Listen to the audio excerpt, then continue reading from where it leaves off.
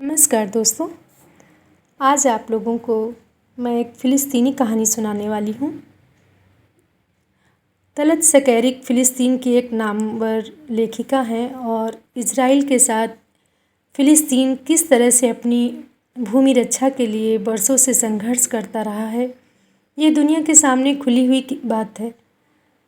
तलत सकैरिक की यह कहानी देश के हालात की जानकारी देती है।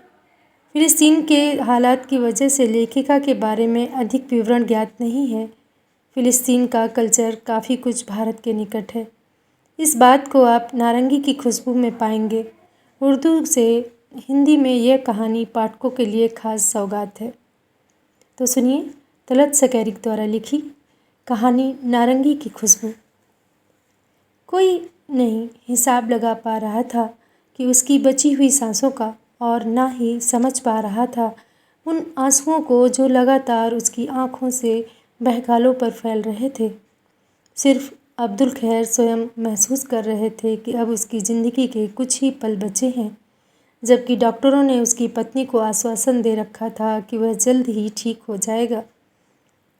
अब्दुल खैर गहरी सोच में डूबा हुआ था। उसकी ज़िंदगी के पेड़ की पत्तियां झड़ चुकी थी, आखिरी पत्ती भी डाल छोड़ने वाली थी। यह उसे साफ नजर आ रहा था। वह किस लिए रो रहा था, उसको बयान करना बचे हुए क्षणों में कठिन लग रहा था। अब्दुल खैर ने अपनी आंखें बंद कर लीं। पत्नी, बच्चों और रिश्तेदारों की शक्लें धुंधली पड़ने लगीं। वह धीरे से बुदबुदाया, तुम में से कौन है जो मेरे लिए नारंगी ला सकता है? लेकिन बाबा, सभी उसकी इच्छा सुनकर चकित रह गए। केवल बड़ा बेटा हिम्मत करके बोला, तो उसके बाद बीच में काटकर उसने कहा, मैं जानता हूँ कि यह नारंगी का मौसम नहीं है, लेकिन मुझे नारंगी चाहिए। मेरे बिना नारंगी को मरना मुश्किल है। सभी ने गर्दन और हाथ हिलाए और नहीं समझ पाए कि 70 वर्ष के बुजुर्ग को नारंगी क्यों चाहिए।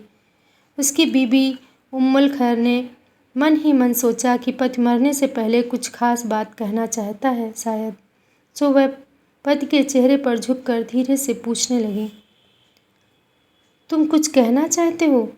लिल्लाह, कुछ बोलो, जो तुम्हारे दिल में है साफ साफ कह डालो। उसने अपनी आंखें खोली, पत्नी के चेहरे पर नज़र डाली, मगर पानी भरी आंखों से पत्नी का चेहरा धुंधला ही दिखा। वह धीरे से बुदबुदाया, आह उम्मे अल खैर, मैं वहीं मरना चाहता हूँ। तुम तो जानती हो मेरी इस ख्वाहिश को, जो हमेशा से मेरे दिल में मचलती रही है। मगर मैं यहाँ क्यों अपनी आखिरी सांसें गिन रहा हूँ, अपनी गली कूचों और नारंगी के बगीचे से दूर। अब्दुल खैर ने के मुँह से ये शब्द किसी बम की तरह बेटों और रिश्तेदारों को दिल व दिमाग पर गिरे। जाने कब से रुके आंसू उम्मुल खैर की आंखों से उबल पड़े और वह हिचकियाँ लेकर रो पड़ी। मृत्युशैया पर पड़े उस बूढ़े आदमी ने मुस्कराना चाहा। उसकी आंखों के सामने से सड़कें, घर, अपने शहर, गांव के लोगों के चेहरे गुजरने लगे और हजार तरह की बातें याद आने लगीं। उसे विश्वास नहीं था कि ये सारे वर्ष किस शीघ्रता से गुजर गए।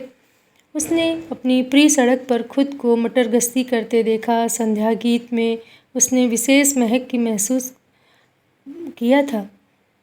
सच पूछा जाए तो कुछ वर्षों तक उसने महसूस ही नहीं किया था कि वह अपने वतन फ़िलिस्तीन से दूर है। तब वह आंखें बंद कर लेता और जब चाहता अपने प्यारे वतन में दाखिल हो जाता था। मगर कुछ वर्षों बाद उसे फ़िदायीन मोर्चों में हिस्सा लेना पड़ा। जब कभी वह देश की सीमा रेखा के समीप पहुंचता, तो उसका पूरा वजूद बिछुड़न की आग में सुलग उठता था।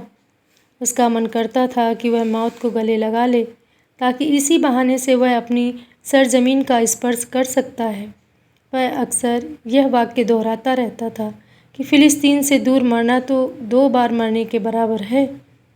फ़िलिस्तीन से दूर मरने की कल्पना ने उसके विचित्र सी शक्ति भर दी थी और वह तेज़ी से उठकर बैठ गया और जूतों में पैर डालने लगा। उसे लगा उसके हाथ पैर उसके दिल में छुपी हुई इच्छा को पूरा करने का बल रखते हैं। उसमें आई स्फूर्ति को देखकर पलंग के चारों तरफ खड़े लोग हतप्रभ हो उसकी तरफ लपके। तुम लोग नहीं समझ सकते हो, मैं वहाँ जाकर मरना चाहता हूँ। अपनों को छुड़ाते हुए वह ज़ोर से बोला, खुदा के लिए तुम सब लोग इन्हें अकेला छोड़ दो। उम्मुल खैर ने रोते हुए कहा। अब्दुल खैर बड़ी मुश्किल से अपने बिस्तर से उठ पाया और लड़खड़ाते हुए आगे बढ़ा। बच्चों ने आगे बढ़कर उसे सहारा देना चाहा, मगर उसने मना कर दिया।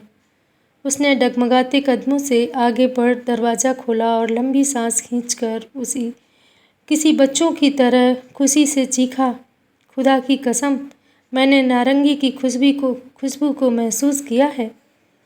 सड़क लंबी थी। वह चलते चलते रुका। उसका दिल बहुत ज़ोर से धड़क रहा था। उसका सांस लेना कठिन हो रहा था। उसकी मांसपेशियां शिथिल पड़ रही थीं। उसकी आंखें मुनने लगी और वह गिर पड़ा। पल बड़े लंबे हैं, उसने हाँफते हुए कहा। पत्नी के आंखों से आंसू रुक नहीं रहे थे, लेकिन वह थोड़ी देर के लिए रुक गए। उसने अपनी आंखें खोली और पत्नी का हाथ हाथों में लेकर धीरे से कहा, हम मिले थे वहाँ पहली बार, हम साथ ही वहाँ लौटेंगे। उम्मुल खैर को लगा कि उसका हाथ गर्म है, फिर यकायक लगा कि ठंडा पड़ रहा है। वह समझ गई कि वह निकल पड़ा है चहलकदमी के लिए सुदूर रास्तों में से एक रास्ते पर। तो दोस्तों, आपको ये कहानी कैसी लगी? यदि मेरे द्वारा सुनाई हुई कहानियाँ आपको अच्छी लगती हैं तो आप हमारे चैनल को लाइक करें, शेयर करें, सब्सक्राइब करें। धन्यवाद।